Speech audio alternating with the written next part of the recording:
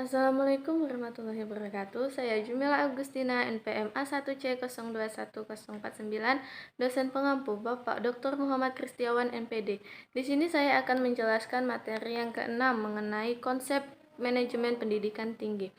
Langsung saja kita masuk ke konsep dasar pendidikan tinggi dan perguruan tinggi. Menurut Indrajit dan Joko Pranoto 2006, istilah pendidikan tinggi dan perguruan tinggi sering saling dipertukarkan dengan anggapan mempunyai arti sama, sedangkan sebenarnya mempunyai arti yang berlainan.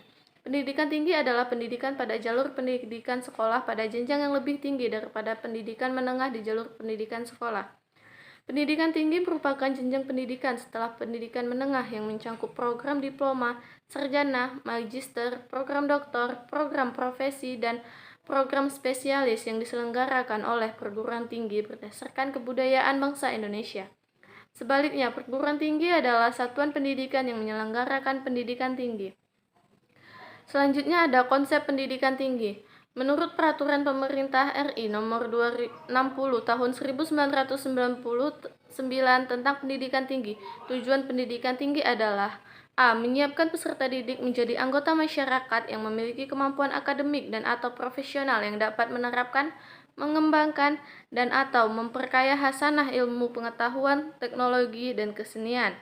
B. Mengembangkan dan menyebarluaskan ilmu pengetahuan, teknologi, dan atau kesenian, serta mengupayakan penggunaannya untuk meningkatkan taraf kehidupan masyarakat dan memperkaya kehidupan nasional. Menurut Indrajit dan Joko Pranoto 2006, pendidikan tinggi terdiri atas pendidikan akademik dan pendidikan profesional.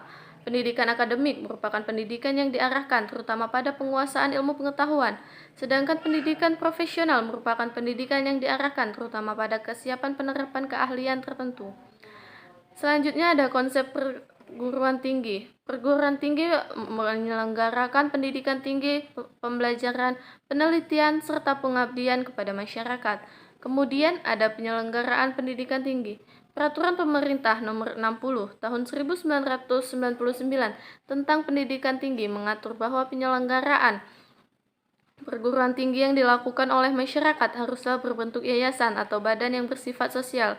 Ketentuan tampaknya dimaksudkan untuk memberikan status badan hukum pada penyelenggaraan pendidikan tinggi. Jadi, ada semacam jenjang dalam penyelenggaraan perguruan tinggi swasta, yaitu jenjang pertama universitas dan jenjang kedua yayasan. Untuk perguruan tinggi negeri, perguruan tinggi sendiri sudah merupakan badan hukum milik negara (BHMN) yang bersifat nirlaba atau non-profit, sejajar dengan badan usaha milik negara (BUMN). Dalam perkembangan lebih lanjut, ada tujuan untuk mengubah perguruan tinggi milik swasta menjadi semacam badan hukum tersendiri. Motivasi didorong oleh penilaian bahwa adanya dua jenjang penyelenggaraan perguruan tinggi swasta menimbulkan birokrasi yang tinggi, sehingga menghambat kelincahan gerak perguruan tinggi swasta. Dengan menjadi badan hukum sendiri, maka perguruan tinggi swasta dapat bertindak lebih mandiri dan otonom serta tidak memerlukan badan hukum lain sebagai penopangnya. Badan hukum adalah badan yang mempunyai hak dan kewajiban yang sama seperti subjek hukum orang.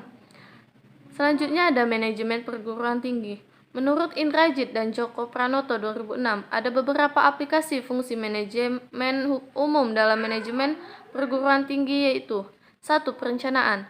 Perencanaan program kerja, termasuk perencanaan anggaran, bukan merupakan hal baru bagi perguruan tinggi, baik perencanaan 5 tahunan maupun perencanaan tahunan. 2. Pengorganisasian fungsi. Fungsi pengorganisasian termasuk fungsi pengisian staf yang sesuai untuk setiap tugas atau kedudukan. 3. Penggerakan.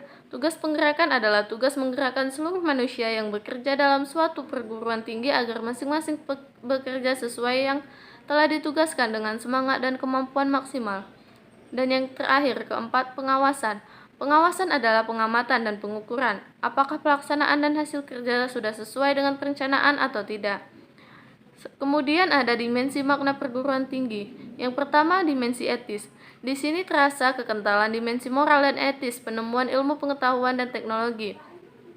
Peran universitas pada perlindungan martabat manusia serta pada tanggung jawab moral penemuan ilmu pengetahuan dan teknologi adalah beberapa contoh dimensi etis dari makna perguruan tinggi.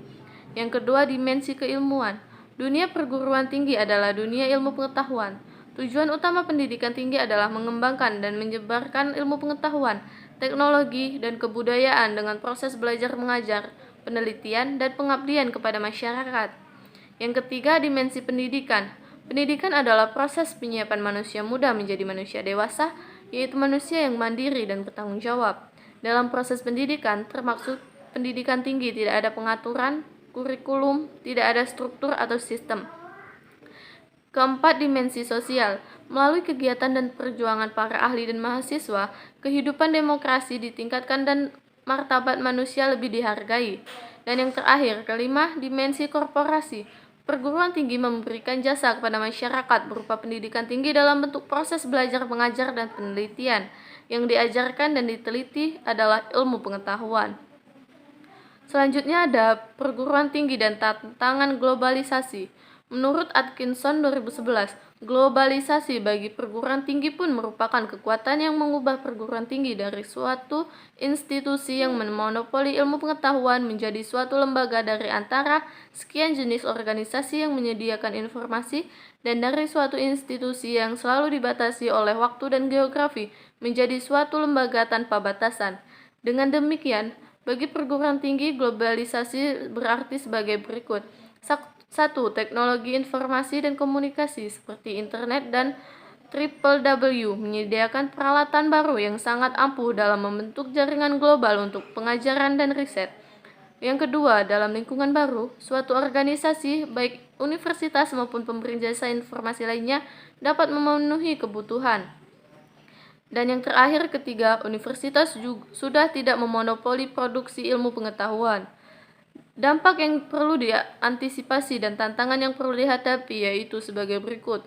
1. Tantangan pada pengelolaan. 2. Tantangan pada proses belajar mengajar. Dan yang ketiga, tantangan pada penilaian. Yang ketiga, tantangan pada nilai. Sekian penjelasan dari saya. Semoga apa yang saya jelaskan bisa bermanfaat untuk semua orang. Saya akhiri, wabillahi taufiq wal hidayah. Wassalamualaikum warahmatullahi wabarakatuh.